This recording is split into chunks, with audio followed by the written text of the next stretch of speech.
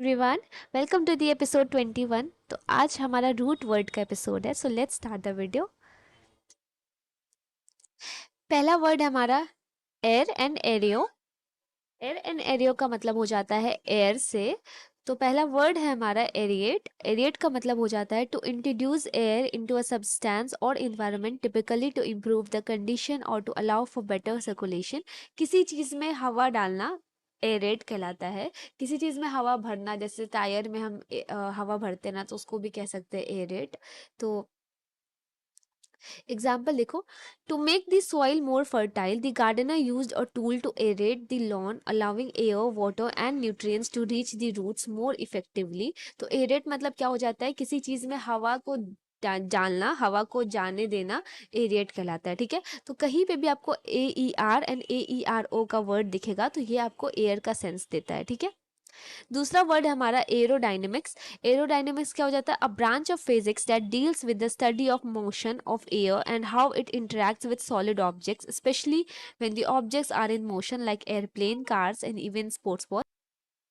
Clearly समझे तो aerodynamics वो फिजिक्स का ब्रांच होता है जो कि मोशन ऑफ एयर को स्टडी करता है एंड कैसे हवा जो है ना वो सॉलिड ऑब्जेक्ट से डील करता है। जैसे कि अगर एक एरोप्लेन हवा में उड़ता है तो कैसे वो जो फिजिकल ऑब्जेक्ट है वो चल रहा है एंड वो एयर से कैसे इंटरेक्ट कर रहा है, उन चीज़ों को जो स्टडी करता है उसको एरोडायनेमिक्स कहते हैं। ठीक है, तो ये A E R and A E R O जो रूट वर्ड है ये हमेशा एयर के सेंस में बात करता है। ठीक है, come to second word acr and acri. So इन दोनों का मतलब हो जाता है something which is sharp, bitter and unpleasant. ठीक है, कोई ऐसा जो बहुत शार्प चीजें हो, कोई शार्प ऑब्जेक्ट हो, कुछ बिटर हो, कुछ कटाक्ष वाली चीजें हो, कुछ जैसे कि करेला हो जाता है ना बिटर, टेस्ट में बिटर हो, कुछ अनप्लीजेंट हो, कुछ कोई अच्छा चीज ना हो, तो कुछ नेगेटिव सेंस देता है ये। ठीक है, मैंने पहले भी आपको बताया है कि रूट वर्ड से आपको एग्जैक्ट मतलब नहीं पता चलता है, ये जस्ट एक वर्ड है। इस वर्ड का हिंदी मीनिंग मैं आपको नहीं बता रही हूँ, इस वर्ड का सेंस मैं आपको बता रही हूँ कि ऐसा वर्ड जब आपको किसी भी वर्ड के पहले, लास्ट में, बीच में दिखेगा ना, तो आपको क्या सेंस मिलेगा, ये सेंस आपको रूट वर्ड से समझ में आता है। ठीक है, तो ये पहला वर्ड हमारा एक्रेफोबिया।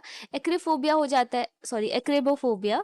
इसका मतलब हो जाता है this phobia can cause individuals to experience anxiety और panic when they are near items like needles, pins और even knives, as the sharpness of the object triggers feelings of fear और डिस्कम्फर्ट। तो ये उस तरीके का फोबिया होता है ना जब किसी इंसान को किसी शार्प ऑब्जेक्ट से, या फिर होता है सुई से डर होना, या फिर किसी निडल से, इवन किसी चाकू वाकू वाले ऑब्जेक्ट से भी ना जो डर होता है ना, फोबिया होता है, एंजाइटी होती है उनको उन चीजों को देख के, वैसे वैसे टाइप के फोबिया को एक्रोबोफोबिया कहते हैं। ठीक है, एग्जाम्पल देखिए, Sara acrobophobia made it difficult for her to visit the doctor's office as she become extremely anxious at the sight of needles during her routine checkups. तो जब भी वो ऐसा सुई देखती है ना तो वो बहुत ज्यादा एंजाइटी और पैनिक हो जाती है, तो इसलिए वो डॉक्टर के क्लिनिक में कभी भी नहीं जा पाती है। ठीक है, come to second word acrimonious. Acrimonious होता है use to describe something that is full of anger, bitterness, sharp hostility. It often refers to situation, discussion, relationship that are marked by harsh or biting remarks.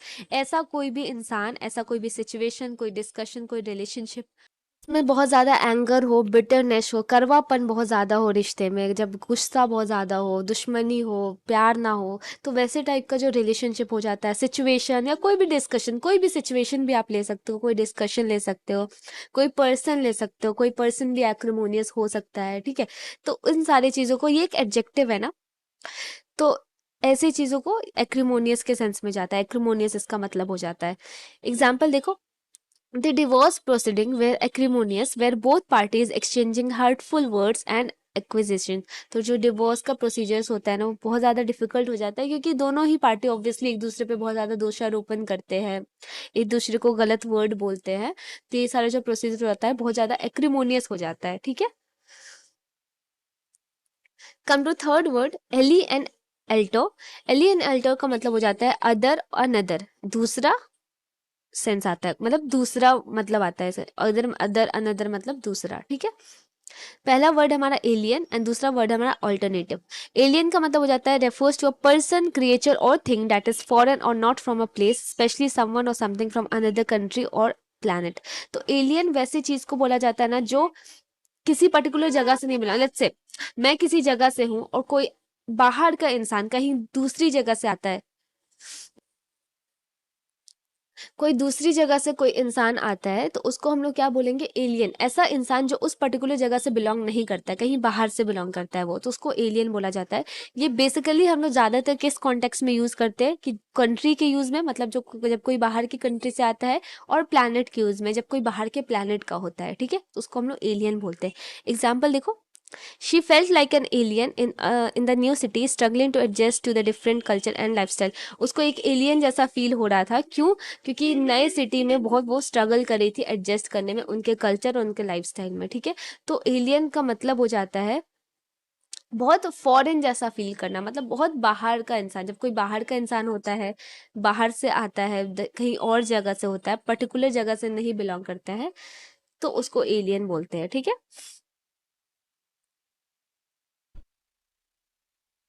दूसरा word है हमारा alternative. इसका दो sense जाता है, as a noun and as adjective. As a noun इसका क्या sense जाता है, alternative is one or two more available options. जब कोई दो ऑप्शन, दो चॉइसेस, चॉइसेस को बेसिकली अल्टरनेटिव बोला जाता है। लेट्स से मैं बोलूंगी कि मेरे पास दो चॉइस है, या तो मैं घर पे जाऊं और या तो मैं यहाँ बैठ के मूवी देखूं, ठीक है, तो टू ऑप्शन, ओके। तो ऑप्शन को ही हम दूसरे सेंस में, दूसरा इसका सिनोनिम क्या हो जाता है, ऑल्टरनेटिव, ठीक है। तो ये इसका नाउन वाले सेंस में होता है। एग्जाम्पल देखो, if you don't like the red shirt, the blue one is a great alternative. अगर आपको रेड नहीं पसंद है तो blue one is a great alternative, great choice है, तो दूसरा चॉइस है आपके पास। एज एन एडजेक्टिव क्या हो जाएगा, it describe something that is different from the usual और ट्रेडिशनल वे ऑफ डूइंग। कोई दूसरा चीज, मतलब दूसरा वर्ड का मतलब हो जाता है अल्टरनेटिव। जैसे example, they decided to take the alternative route to avoid traffic. उन्होंने डिसाइड करा कि वो एक ऑल्टरनेटिव रूट लेंगे, मतलब कोई दूसरा रूट लेंगे ट्रैफिक को अवॉइड करने के लिए। तो ऑल्टरनेटिव का यहाँ पे दो सेंस हुआ, एज अ नाउन मतलब कि ऑप्शन। अब जब आपके पास ऑप्शन हो, मतलब कि आई हैव टू ऑप्शन, तो I have two alternative, right this. दूसरा सेंस क्या होता है, एडजेक्टिव का सेंस होता है। एडजेक्टिव मतलब कि लेट्स से दूसरा सेंस, कि let's say I want to take the alternative one, मतलब कि मेरे को दूसरा वाला चाहिए, तो ऑल्टरनेटिव का मतलब दूसरा वाला, ठीक है। Come to fourth word, that is caust and caut. Caust and caut का मतलब हो जाता है बर्न से। एंड पहला वर्ड हमारा कॉस्टिक एंड दूसरा वर्ड हमारा कॉटेराइज। दोनों को हम लोग समझते हैं। Caustic का मतलब होता है an adjective that describes something that is corrosive, intensely harsh or able to burn. It can refer to physical substance that can burn or corrode materials like chemical, as well as figurative language that is bitter, sarcastic and hurtful. इसका भी दो sense जाता है। पहला जो sense है वो हमारा, कोई भी ऐसा चीज that is corrosive, intentionally harsh और एबल टू बर्न। कोई ऐसा चीज जो इतना हार्श हो, इतना लाइक किसी चीज को जला देना, कोई किसी चीज को जला सकता है, किसी, है ना, तो कोई इतना हार्श है कि किसी चीज को जला दे। कोई ऐसा केमिकल जो कि इतना कॉरसिव है, इतना ज्यादा हार्श है कि वो, उसको अगर तुम किसी चीज के साथ रखो तो वो चीज जल जाएगा, तो ऐसा चीज को बोला जाता है कॉस्टिक। पहला इसका सेंस होता है, ये एक फिजिकल सब्सटेंस हो सकता है जो कि दूसरे चीज को, दूसरे मटेरियल को, एक केमिकल हो सकता है जो दूसरी चीजों को जला दे, दूसरी चीजों को हार्म कर दे, ठीक है। तो वो होता है फिजिकल सेंस में इसका मतलब। दूसरा सेंस फिगरेटिव सेंस में क्या हो सकता है, कोई चीज ऐसा जो कि बहुत बिटर हो, सरकास्टिक हो और हर्टफुल हो। जैसे कि अगर हम इमोशन के सेंस में बात करें तो वैसा इमोशन, वैसी बातें आपकी जो बहुत ज्यादा हर्टफुल हो, बिटरफुल हो, तो उसको भी हम लोग कॉस्टिक बोलेंगे। तो दोनों सेंस समझ में आ रहा है। फिजिकल के रूप में कोई ऐसा सब्सटेंस, कोई ऐसा मटेरियल जो दूसरे मटेरियल को हार्म करे, जला दे। जैसे एसिड, एसिड को हम लोग क्या बोलेंगे कि वो एक कॉस्टिक मटेरियल है। कैसा कॉस्टिक, तो ऑब्वियसली अगर वो दूसरी चीज को हार्म करता है ना, दूसरे, आप कहीं पे भी एसिड फेंकोगे, डालोगे तो वो हार्म करेगा, तो acid is a caustic material. और दूसरा सेंस क्या हो जाता है, कि वैसी भावना, वैसा बोली जो किसी और को हर्ट करे, चोट पहुंचाए, ठीक है। एग्जाम्पल देखिए, her caustic comments during the meeting left everyone feeling uncomfortable. उसके जो कॉस्टिक कमेंट्स थे, उन्होंने मीटिंग में सबको बहुत ज़्यादा अनकंफर्टेबल फील कराया, बहुत हर्ट फील कराया, ठीक है। Come to second word, cauterise. Cauterise का मतलब होता है, पहले तुम इसका मेडिकल सेंस में क्या मतलब हो जाएगा, to burn or destroy tissue often to stop bleeding or prevent infection. जब हम बॉडी के किसी पार्ट्स को, किसी सेल को, किसी टिश्यू को जलाते हैं ब्लीडिंग प्रिवेंट करने के लिए और इन्फेक्शन प्रिवेंट करने के लिए, मेडिकल टर्म में इसका यूज़ किया जाता है। जब मेडिकल टर्म में इस तरीके से जो ट्रीटमेंट किया जाता है उसको कॉटेराइज बोला जाता है। दूसरा मतलब क्या निकल जाता है इसका फिगरेटिव सेंस में, to emotionally or mentally numb or destroy feeling or connections often as a way to stop further pain or damage. मतलब अपनी फीलिंग्स को ना, किसी फीलिंग्स को ख़त्म कर देना ताकि हमें आगे चल के दर्द ना हो, आगे चल के हमें डैमेज ना हो, ठीक है। तो कॉटेराइज यहाँ पे क्या मतलब हो जाता है ना, पहले तो मेडिकल सेंस में होता है कि सेल और टिश्यू को जलाना इस तरीके से ताकि आपका जो ब्लीडिंग है वो स्टॉप हो पाए या फिर इन्फेक्शन है तो वो खत्म हो पाए, ठीक है। जैसे एग्जांपल देखो, the doctor had to cauterise the wound to prevent further bleeding after the surgery. तो डॉक्टर को क्या करना पड़ेगा, डॉक्टर को कॉटराइज करना पड़ेगा वॉन्ड को, ताकि उसका जो ब्लीडिंग है वो खत्म हो जाए और इन्फेक्शन खत्म हो जाए। तो ये मेडिकल टर्म्स में इसका मतलब निकल के आता है। दूसरा मतलब क्या निकल के आया कि अपनी फीलिंग्स को खत्म कर देना, फीलिंग्स को डिस्ट्रॉय कर देना, कंप्लीटली बर्न आउट कर देना, ताकि आगे आपको आपको पेन ना हो, डैमेज ना हो। तो एग्जाम्पल देखो, after the painful breakup he tried to cauterise the emotions refusing to think about it any longer. तो उसने डिसाइड किया कि वो अपने इमोशंस को कॉटराइज करेगा, मतलब कि खत्म करेगा, बर्न करेगा, सब कुछ हटाएगा इस तरीके से। तो दोनों सेंस आई होप आपको समझ में आया होगा अच्छे से, ठीक है। कम टू फिफ्थ वर्ड, एर। एर का मतलब हो जाता है वॉन्डर, वॉन्डर मतलब हो जाता है घूमना। ट्रांसग्रेस हो जाता है and make a mistake. Transgress मतलब हो जाता है नियम के विरुद्ध जाना, ट्रांसग्रेस कहलाता है। पहला वर्ड है हमारा एबरेंट एंड दूसरा वर्ड है हमारा इरेटिक। एबरेंट का मतलब हो जाता है an adjective that describes something that deviates from the usual, normal और expected course. It refers to behaviour, action, condition that are unusual, irregular और एबनॉर्मल। ये वर्ड हमने पहले भी करा है। इसका मतलब होता है कोई ऐसा चीज़ जो कि नॉर्मल ना हो, यूजुअल से जो डाइवर्ट करता हो, अनएक्सपेक्टेड हो, इरेगुलर हो, एबनॉर्मल हो, ठीक है। तो वैसे किसी चीज़ को एबरेंट कहा जाता है। एग्जाम्पल देखो, the scientist noticed aberrant behaviour in the test subjects which suggested that something was wrong with the experiment conditions. तो साइंटिस्ट ने कुछ एबनॉर्मल बिहेवियर नोटिस करा जो वो टेस्ट कर रहे थे। दूसरा erratic, an adjective that describe something is unpredictable, irregular और inconsistent. It refers to action, behaviour और patterns that don't follow clear steady course और deviate from what is expected. कोई ऐसा चीज़ जो कि बिल्कुल भी अनप्रिडिक्टेबल हो, सोचा कभी नहीं था, इरेगुलर हो, जो कि एक फिक्स पैटर्न फॉलो नहीं करता है, और इनकंसिस्टेंट हो, बिल्कुल भी लाइक आप उसको प्रिडिक्ट नहीं कर सकते। कोई ऐसा चीज़ जो बिल्कुल भी प्रिडिक्टेबल नहीं हो, ठीक है, जो एक नॉर्मल ना हो, एबनॉर्मल हो, अनप्रिडिक्टेबल हो, कोई ऐसा, कोई भी ऐसा चीज़, उसको इरेटिक कहते हैं। एग्जाम्पल से बेहतर समझ में आएगा। His erratic driving made everyone nervous as he kept swearing and changing lanes without warning. उसका जो erratic ड्राइविंग था, मतलब जो अनएक्सपेक्टेड ड्राइविंग, लोगों ने सोचा नहीं था कि वो इस तरीके से ड्राइव करेगा, तो उस चीज़ ने सबको बहुत ज़्यादा बहुत नर्वस फील करा दिया सबको, ठीक है। वो कॉन्स्टेंटली गलत तरीके से ऐसे गाड़ी चला रहा था, तो वो उसने सबको बहुत नर्वस फील करा दिया। तो इरेटिक होता है कुछ ऐसा जो कि बिल्कुल नॉर्मल तरीके से ना हो, बहुत अनएक्सपेक्टेड हो। Come to seventh word, sorry, come to sixth word, graphene. Graphene का मतलब हो जाता है टू राइट। सो पहला वर्ड हमारा कैकोग्राफी। कैकोग्राफी हो जाता है refers to bad handwriting और poor eligible writing. It is the opposite of calligraphy which is the art of beautiful handwriting. Cacography can also describe poorly written और incorrect spelling और grammar. ऐसी handwriting जो कि बहुत बेकार हो, बहुत खराब हो, उसको कैकोग्राफी कहते हैं।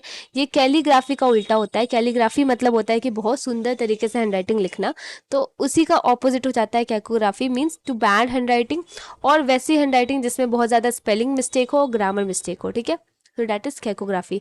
एग्जाम्पल देखो, her cacography made it difficult for the teacher to read her essay, often leading to misunderstanding of her ideas. तो उसने जिस तरीके से अपना एसे लिखा था, उसने जिस तरीके से कैकोग्राफी करा था, लिखा था, उसने वो बिल्कुल भी टीचर को समझ नहीं आ रहा था, जिसके कारण से उसको उसके आइडियाज समझ में नहीं आ पा रहे थे कि उसने ऐसे लिखा कैसे है, ठीक है। Come to second word, that is epigraphy. Epigraphy means होता है to the study of inscription और राइटिंग्स दैट आर फाउंड और durable materials like stone, metals और pottery.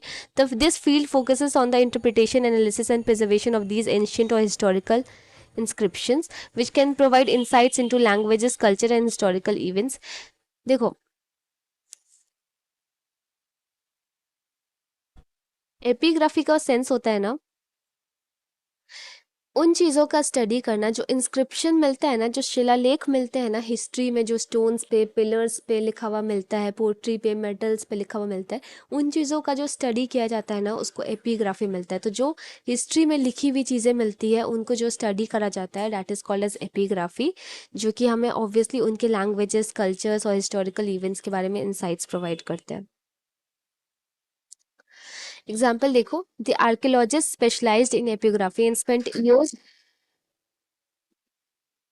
years deciphering inscriptions found on ancient tombs to better understand the civilization's history. तो जो archaeologist है obviously वो एक एपिग्राफी में specialised होते हैं, उनको ये सिखाया जाता है कि इन चीज़ों को कैसे पढ़ना होता है, कैसे पढ़ा जाता है, वो इन चीज़ों पर ही रिसर्च करते हैं. ठीक है. Come to seventh word, gyne, gyno and gyni. ये तीनों वर्ड का मतलब हो जाता है वुमेन से, फीमेल से, महिला से. ठीक है. पहला वर्ड हमारा गाइनोकोलॉजी एंड दूसरा वर्ड हमारा गाइनीफोबिया. गाइनोकोलॉजी क्या होता है? Gynaecology is the medical field that focuses on the health and treatment of the female reproductive system. It encompasses a wide range of issue including menstruation, fertility, pregnancy, child birth, disease of female organs. ठीक है. तो gynaecology वो branch, वो medical branch है जो कि female के reproductive system को स्टडी करते हैं, उनके बारे में स्टडी करती है और जितने भी रिलेटेड इश्यूज होते हैं उनसे, उन सारी चीज़ों को डील करता है. ठीक है. तो ये हो जाता है गायनेकोलॉजी. सेकंड क्या है हमारा? गायनीफोबिया. गायनोफोबिया होता है द फियर ऑफ वुमेन और a strong aversion to women. It is a specific type of phobia where an individual experience anxiety, fear और discomfort when interacting with women और being in the presence of women. Gynophobia, phobia वाला word पहले भी आपको पता है कि किसी चीज़ का डर होना. तो गायनोफोबिया होता है वैसा सिचुएशन जब किसी को किसी महिला महिला से डर लगता है, जब महिला से आपको स्ट्रॉन्ग अवर्जन हो, लाइक बिल्कुल भी आप वहाँ पे आपको फियर और एंजाइटी होने लगता है वुमेन को देख के, या फिर वुमेन जब आसपास होती है या फिर उनसे बात करने में आपको जब एंजाइटी फील होता है, तो दैट इज गाइनीफोबिया. ठीक है. एग्जाम्पल देखो, due to his gynophobia he avoided social situations where women were present and found it difficult to work alongside female colleagues. तो उसके गाइनोफोबिया होने के कारण वो सोशल सिचुएशन अवॉइड करता है जहाँ पे कोई वुमेन प्रेजेंट हो, और उनको फीमेल कलीग के साथ काम करने में भी प्रॉब्लम होता है. ऑब्वियसली वो ये एक तरह का मेंटल कंडीशन ही ऐसा होता है जब किसी पर्सन को वुमेन से डर होता है, वो अवॉइड करता है उन चीज़ों को, उन सिचुएशंस को. ठीक है. Come to eight word, heli, helio. Heli और हेलियो का मतलब हो जाता है सन से. देखो, इस वर्ड का मतलब नहीं है ये वर्ड जहां पे भी आपको दिखेगा वो इस चीज का सेंस देगा. ठीक है. सन. तो पहला वर्ड है हमारा हेलियोग्राफ. हेलियोग्राफ हो जाता है, graph is a device use to send messages by reflect sunlight using mirror. The light signal is directed towards a specific location and the sender can create patterns of flashes and convey information. जब हम sunlight का use करके message communicate करते हैं ना, उसको हेलियोग्राफ कहते हैं.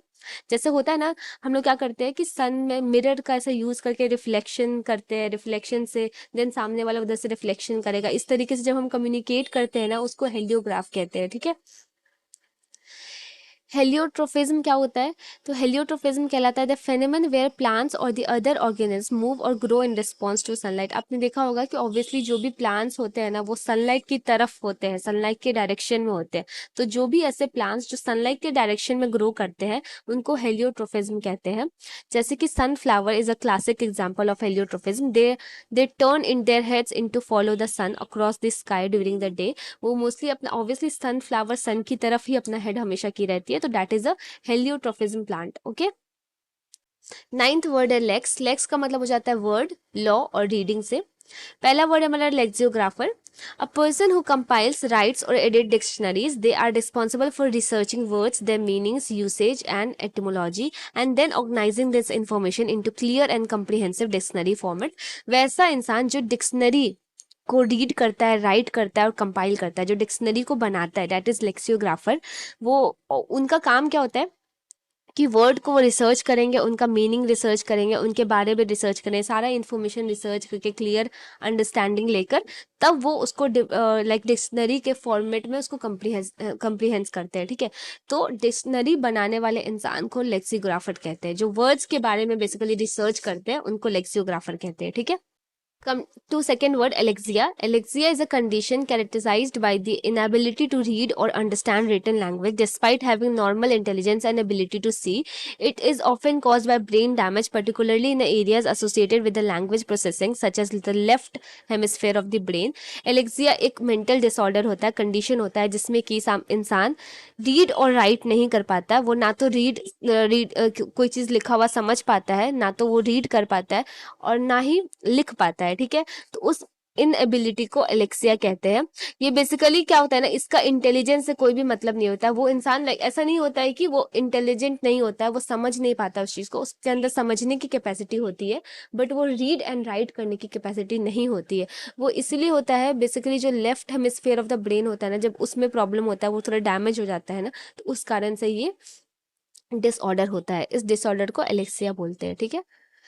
Example, after his stroke, Shyam developed alexia, making it difficult for him to read even a simple word despite being able to speak normally. इसमें इंसान बोल लेता है, बहुत नॉर्मली बोलता है बट वो रीड नहीं कर पाता। अगर आप किसी वर्ड को रीड करने के लिए दोगे ना तो वो रीड नहीं कर सकता। Come to 10th word, that is lip and lipo. इसका सेंस हो जाता है फैट से, मोटापा से। तो पहला आ जाता है लिपेस। लिपेस क्या होता है? ये एक ऐसा एंजाइम होता है बॉडी में that helps break down the fats into smaller molecules such as fatty acids, glycerol. During digestion, it is primarily produced by the pancreas and secreted into a small intestine where it plays a crucial role in the digestion and absorption of dietary fats. तो lipase क्या होता है ना, ये एक तरह का enzyme होता है बॉडी में जो कि फैट मॉलिक्यूल्स को छोटे छोटे पार्ट्स में वो तोड़ता है, छोटे छोटे पार्ट्स में तोड़ेगा ड्यूरिंग डाइजेशन, ठीक है। तो इसको लिपेज कहते हैं, इस एंजाइम को लिपेज कहते हैं। आप बायोलॉजी जब पढ़ोगे ना तो आप इस टर्म को वापस से पढ़ोगे, ठीक है। दूसरा वर्ड है हमारा लिपोसक्शन। लिपोसक्शन होता है ना कि जब बॉडी से हम सर्जरी करा के फैट रिमूव करवाते हैं ना, उसको लिपोसक्शन कहते हैं। और cosmetic surgical procedure design to remove excess fat from specific areas of the body. It uses suction to break up remove fat cells typically from the area like the abdomen, thighs, hips, arms और chin to contour and shape of the body। कि जो obviously ये एक तरह का surgery होता है जिसमें कि बॉडी के अलग अलग पार्ट से जो फैट सेल को रिमूव करा जाता है, दैट इज लिपोसक्शन, ठीक है। एग्जाम्पल देखो, after eating a fatty meals the body produces lipase to break down the fats into the food so that they can be absorb by the intestine. तो कोई भी जब आप कोई भी ज़्यादा फैट कंज्यूम करते हो ना, उसके बाद बॉडीज ना लिपेज प्रोड्यूस करता है ताकि वो जो उस फैट को है वो छोटे छोटे मॉलिक्यूल्स में तोड़ पाए एंड बॉडी उसको अच्छे से ऑब्जॉर्व कर पाए, जो स्मॉल इंटेस्टाइन है उसको अच्छे से ऑब्जॉर्व कर पाए, ठीक है। So we are at the end. So let's come to the game of CGL Telegram channel for the quizzes, and whatever we are reading, it's very important to attempt the quizzes. Please attempt the quiz, and yeah, that's it for the video. कोई भी query हो, question हो, please ask me in the comment section, and till then मिलते हैं अगले video में। चलो, bye bye.